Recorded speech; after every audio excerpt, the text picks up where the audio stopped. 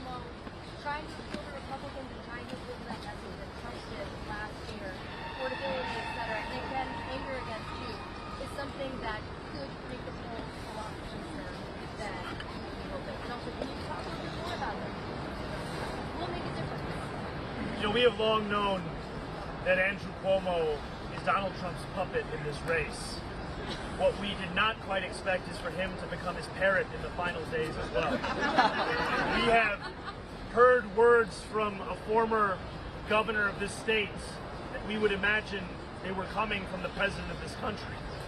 Words like describing diversity as a weakness while he confused which black host he was speaking to. Words like describing this movement, this candidacy, as if it is an affront to the values of this city when in fact it is the embodiment of the values of this city.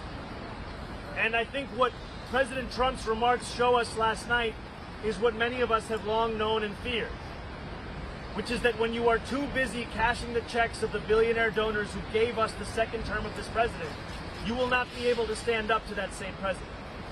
And so what we are here to show is that the answer to a Donald Trump presidency is not to create its mirror image here in City Hall. It is to create an alternative that can speak to what New Yorkers are so desperate to see in their own city and what they find in themselves and their neighbors every day. A city that believes in the dignity of everyone who calls this place home. And I continue to be confident about our chances heading into Election Day tomorrow, but I will never allow myself or this movement to become complacent. Because when I look at everyone in this crowd, if you can raise your hands for one moment for me. You see these hands around me. These are the hands of New Yorkers. They will use them to cast their vote. They will use them to knock on doors. They will use them to phone bank their neighbors. They will use them to remake this city in the image of those that we love across this city who've been pushed out of it every single day.